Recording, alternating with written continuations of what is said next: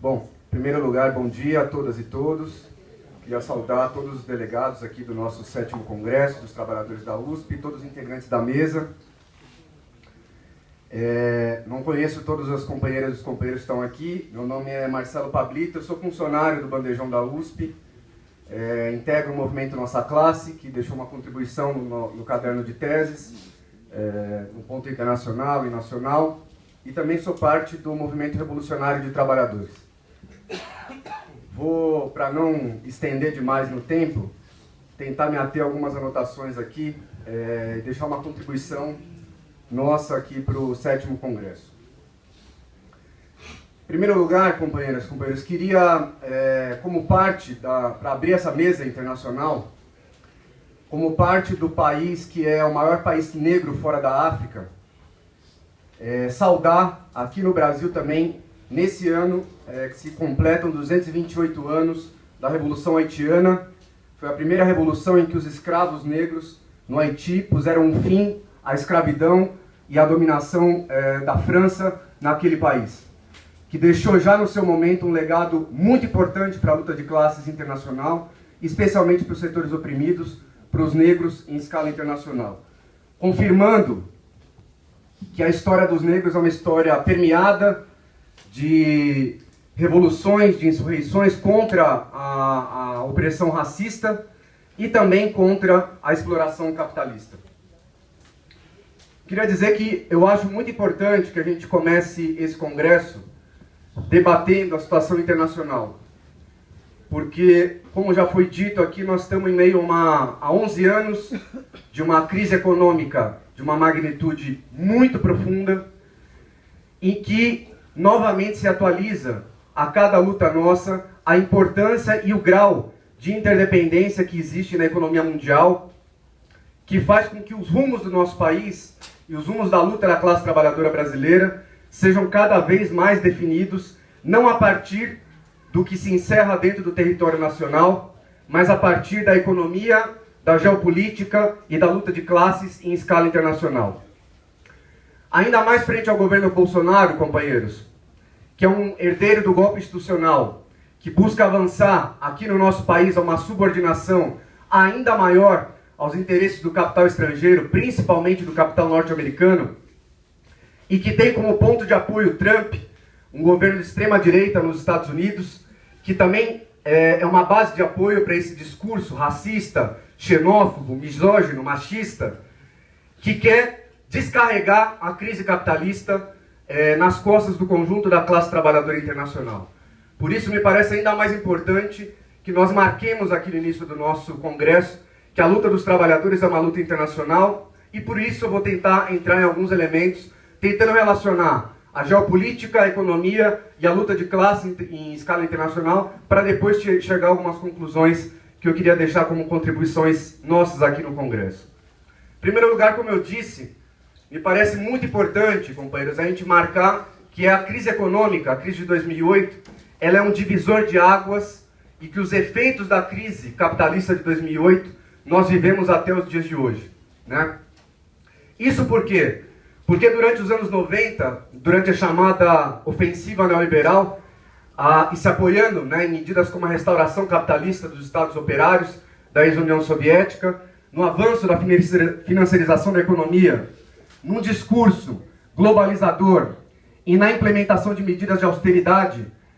como os cortes de gastos, como as reformas fiscais, tributárias, as privatizações de setores inteiros da economia, como a saúde, como a educação, né, na imposição de ataques duríssimos contra o conjunto da nossa classe, e a imposição, inclusive, de uma fratura, né, onde nós vemos no mundo inteiro hoje trabalhadores efetivos, terceirizados, como trabalhadores de primeira e segunda categoria, e durante um período onde o discurso hegemônico, na verdade, prometia abrir, com essas medidas, caminho a um novo modelo de acumulação que recomporia as taxas de acumulação dos lucros capitalistas. Ideologicamente também esse discurso, né, durante os anos 90, que foi muito forte,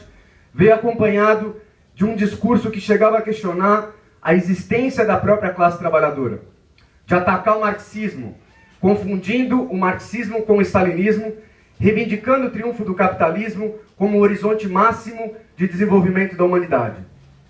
Depois disso, contraditoriamente a todo esse discurso que nós vimos, foi a sucessão de inúmeras crises econômicas, que mostraram não apenas a incapacidade desses planos, mas aprofundaram, inclusive, as contradições do capitalismo em escala internacional, estourando de forma mais aguda ainda na crise de 2008.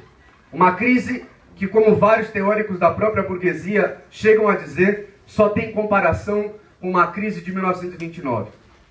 Então hoje, companheiros, depois de 11 anos dessa crise, em que nós não vemos um cenário muito alentador, um cenário de melhoria da economia mundial, né? Ao contrário, cada vez mais se reafirma o processo de decadência histórica, econômica, política e social de um sistema miserável como o capitalismo, assentado na exploração e na opressão. Nós não vemos uma recomposição das taxas de lucro, muito menos a abertura de um novo ciclo de crescimento econômico. Ao contrário disso, nós vemos alguns dos mais importantes economistas internacionalmente, como Paul Krugman, Nouriel Roubini, Larry Summers, que é ex-secretário do Tesouro norte-americano, com prognósticos de que para o ano que vem nós vamos entrar provavelmente em uma nova recessão mundial. Ou seja, que os quadros, que as medidas de austeridade, ataques ao conjunto da classe trabalhadora e ao arrastar o conjunto da humanidade e todas as formas de vida cada vez mais para a barbárie, o capitalismo não conseguiu reabrir um novo ciclo de crescimento. Como produto dessa crise, companheiros, nós vemos se desenvolver em vários países do mundo todo tendências a uma crise de hegemonia burguesa. Ou seja, aquilo que a gente chama de crise orgânica, abrindo espaço a um profundo processo de polarização social, tanto à direita quanto à esquerda. E que nós vemos, inclusive, em escala internacional,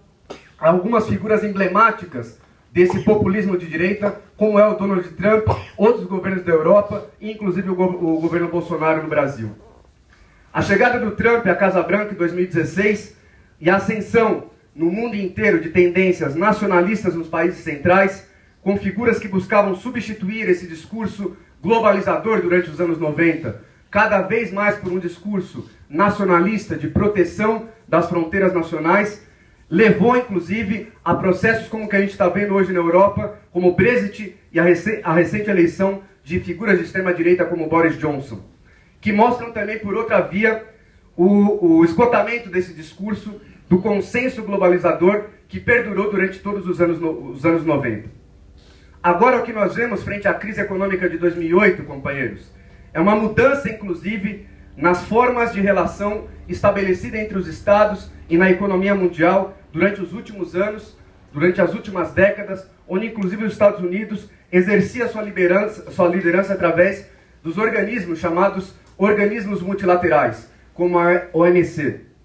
e que agora, inclusive, está recorrendo cada vez mais a um discurso nacionalista sintetizado na palavra de ordem, a América primeiro. Nós estamos vendo também, por outro lado, uma mudança no padrão econômico da relação entre os Estados Unidos e a China, mudando inclusive o modelo que era o grande motor da economia mundial, onde os Estados Unidos se apresentava como o maior comprador de mercadorias, enquanto a China se apresentava como a fábrica exportadora do mundo. A crise de 2008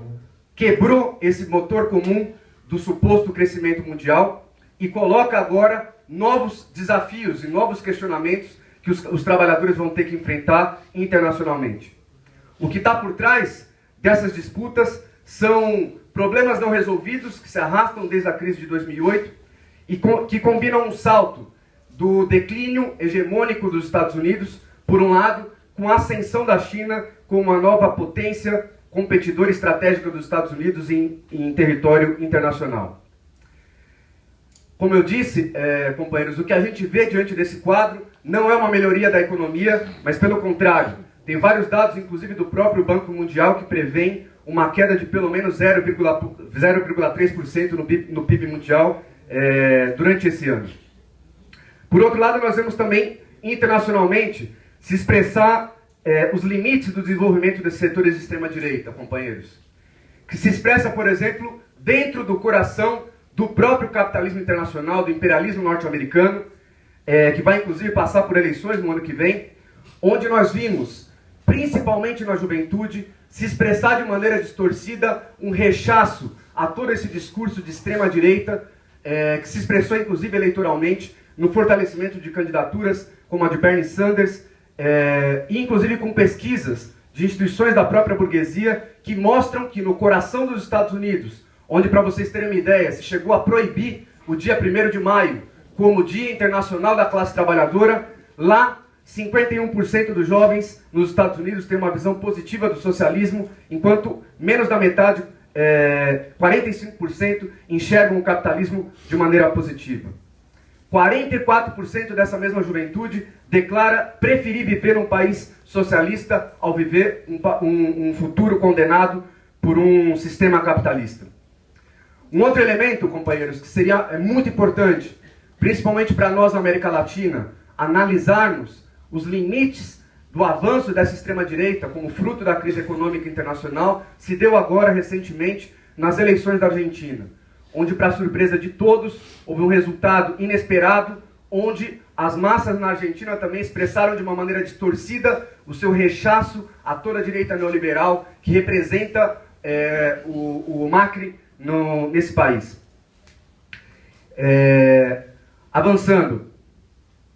A votação da chapa do Alberto Fernandes com a Cristina Kirchner é uma expressão distorcida do descontentamento popular e da vontade de colocar fim a um governo de ajuste e de entrega que atua diretamente como um agente do capital financeiro internacional, deixando a economia argentina nas mãos de organismos como o FMI, aprofundando a pobreza e a exploração da classe trabalhadora.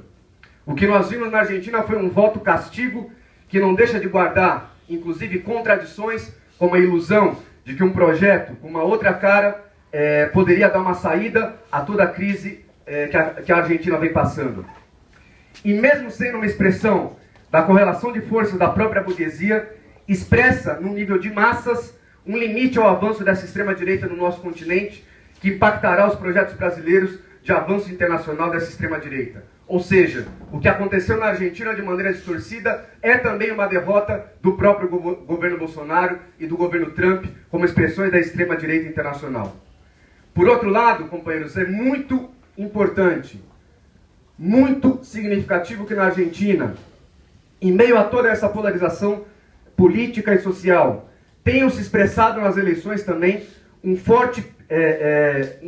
peso da própria esquerda, que se candidatou a partir da Frente de Esquerda dos Trabalhadores, Unidade, hoje encabeçada pela sua principal figura, o Nicolás Del Canho, que é parte do Partido dos Trabalhadores Socialistas, organização irmã do Movimento Revolucionário de Trabalhadores, e que nessas últimas eleições, mais uma vez se consolidou como a quarta força política nacional, obtendo 700 mil votos, uma mensagem muito forte, né, para os poderosos empresários, tanto na Argentina quanto internacionalmente, e uma frente de esquerda, inclusive, companheiros, que no caso da Argentina reúne hoje a esmagadora maioria da esquerda que se reivindica anticapitalista e socialista. Uma esquerda que tem um peso político muito importante nacionalmente, que reivindica abertamente o trotskismo como o marxismo revolucionário da nossa época e que cresce justamente não abrindo mão e porque decidiu não renunciar a um programa de independência de classes, defendendo abertamente, frente à realidade argentina, um programa anticapitalista que aponte a um governo dos trabalhadores de ruptura com o capitalismo. Esse processo, inclusive, nos ajuda a pensar, companheiros, que ao contrário do que algumas visões infantis de setores que negam qualquer tipo de intervenção no parlamento, para na prática, inclusive, esconder a sua própria adaptação à miséria do possível, apontando como único horizonte aos trabalhadores as batalhas parciais, nos aponta que a possibilidade de nos apoiar num parlamentarismo revolucionário que se apoia em todas as lutas da classe operária e da juventude para dar uma mensagem aos trabalhadores de todo o mundo que ali está se consolidando o espaço político de esquerda revolucionário que constrói nos locais de trabalho uma potente força militante capaz de combinar a ação parlamentar com a ação extraparlamentar nas fábricas, nas universidades, nas ruas e na luta de classes, para fazer com que sejam os capitalistas que paguem pela crise.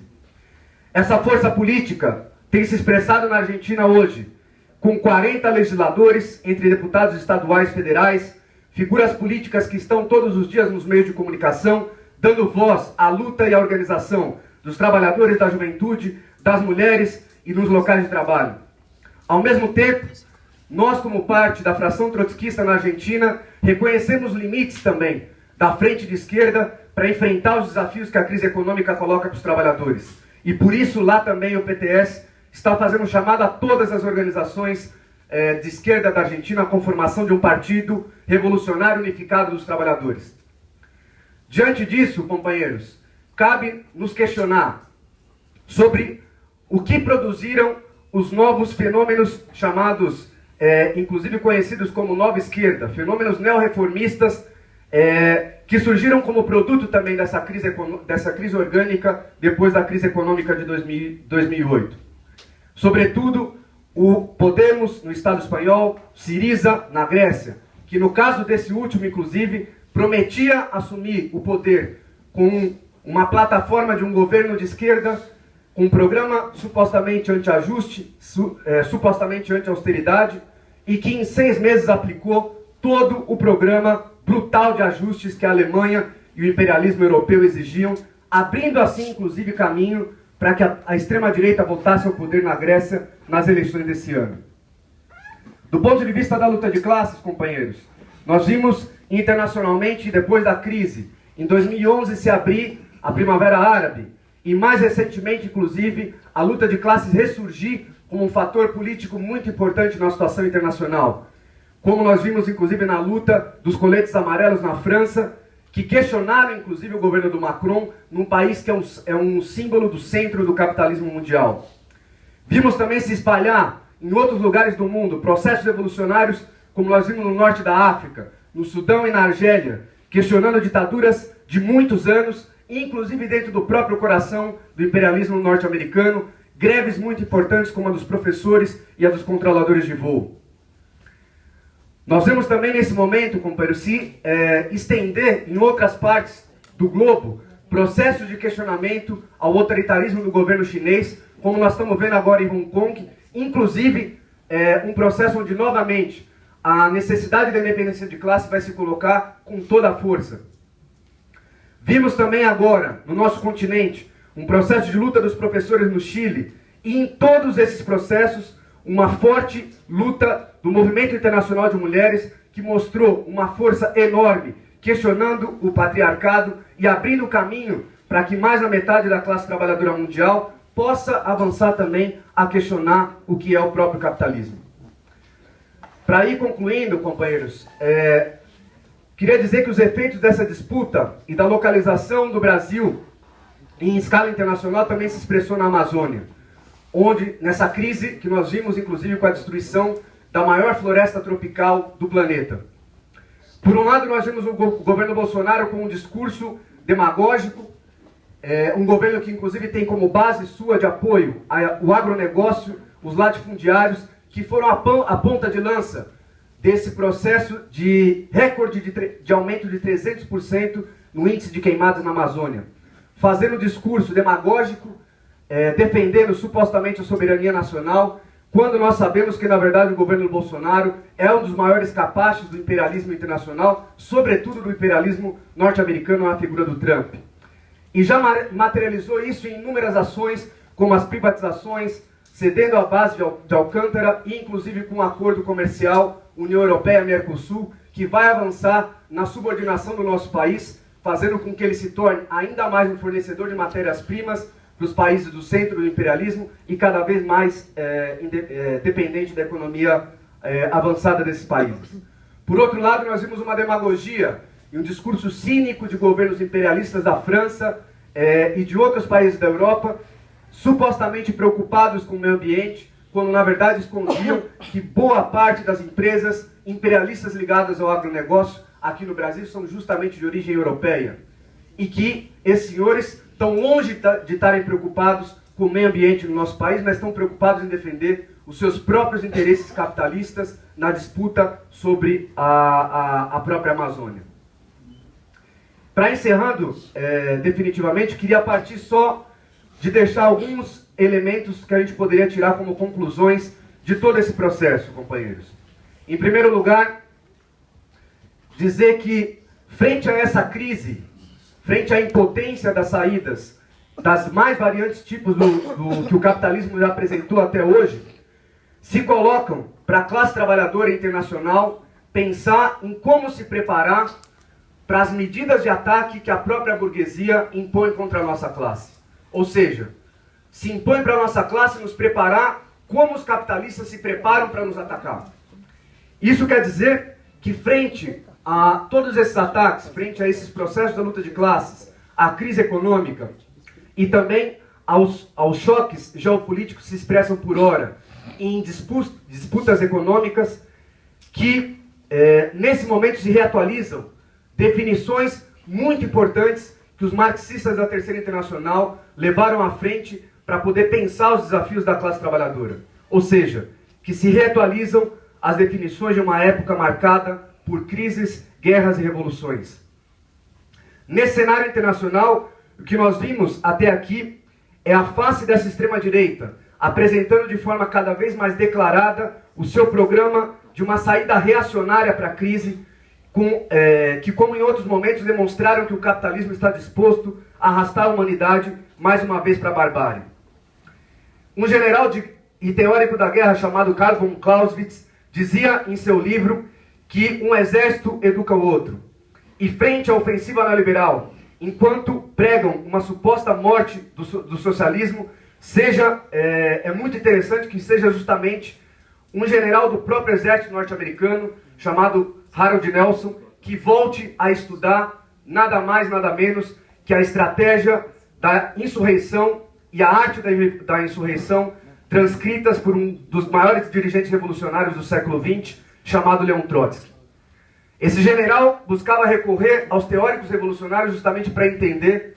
como pôde se dar a derrota do maior imperialismo mundial frente à guerra do Vietnã. Ao contrário do que dizem todas essas teorias,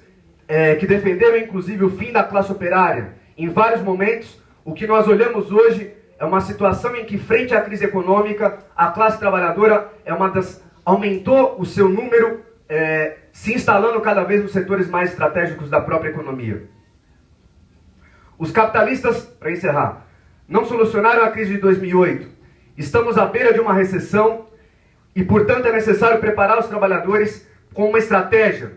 que recupere o melhor da lição e da estratégia revolucionária que se plasmou em vários processos durante todo o século XX, superando as supostas alternativas reformistas chamadas de nova esquerda, na nossa época, como eu disse, o Syriza e o Podemos, no caso do Estado espanhol.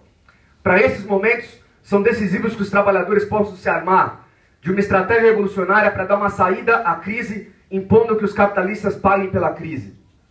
Em meio à crise também, companheiros, é alentador que a gente consiga ver movimentações da própria classe operária, como foram, por exemplo, os portuários na França, que se recusaram, paralisando a sua produção, a permitir que aquele país mandasse armas para poder seguir a guerra contra o Iêmen, fortalecendo o seu aliado na Arábia Saudita. É muito alentador que nós vejamos a classe trabalhadora impulsionando movimentos como a Wayfair, uma fábrica de móveis nos Estados Unidos, onde os trabalhadores daquele país saem às ruas indignados com a condição miserável que o Trump impõe à maioria dos imigrantes e refugiados naquele país. E é muito emocionante que seja a nossa classe, em países imperialistas como a Itália, onde dezenas de refugiados negros ficaram durante semanas numa condição miserável num navio chamado Open Arms, sejam recebidos de braços abertos pela classe trabalhadora italiana aos gritos da canção antifascista Bella Ciao, ao desembarcarem nesse porto. É muito importante, companheiros, para, nesse momento, que a gente tire, então, lições de todos esses processos, se apoiando nessas conquistas, como a batalha eleitoral que eu citei aqui na Argentina, organizando os trabalhadores para que a partir dos locais de trabalho nós busquemos dar uma saída à crise política do país, levantando um programa político como uma Assembleia Constituinte Livre e Soberana, que abra caminho a um governo operário de ruptura com o capitalismo e que coloque todas essas conquistas do terreno parlamentar a serviço da luta de classes. Nós queremos, com essa experiência, ser parte de fortalecer um internacionalismo proletário em que os trabalhadores se vejam como parte de uma mesma classe, que apontem um caminho também, para que aqui no Brasil a gente possa construir uma alternativa de esquerda, a esquerda do PT, que não seja pautado na busca por administrar o capitalismo de forma mais humana, mas que supere o freio que as centrais sindicais e as direções do movimento estudantil, dirigidas pelo PT e pelos PCdoB, sobretudo, que impediram a realização de um verdadeiro plano de luta no nosso país, a gente possa superar para enfrentar todos os ataques do governo Bolsonaro, do autoritarismo do judiciário, do golpe institucional, Guedes, Moro, de todos os capitalistas e empresários. O Esquerda Diário e a nossa rede de diários internacional, que está em 11 países e 5 idiomas, é parte dessa batalha, se coloca a serviço dessa luta. E nós, do MRT, como parte da fração trotskista, Quarta Internacional, temos orgulho de dedicar as nossas vidas, as nossas energias, a batalhar em todos os lugares, nos sindicatos, na luta da juventude, das mulheres, dos negros LGBTs, por essa urgente e necessária perspectiva de destruição do capitalismo, esse sistema miserável de exploração e opressão, e construir a partir daí uma nova sociedade em que a vida seja plena e vale a pena ser vivida. Uma sociedade comunista. Obrigado, companheiros.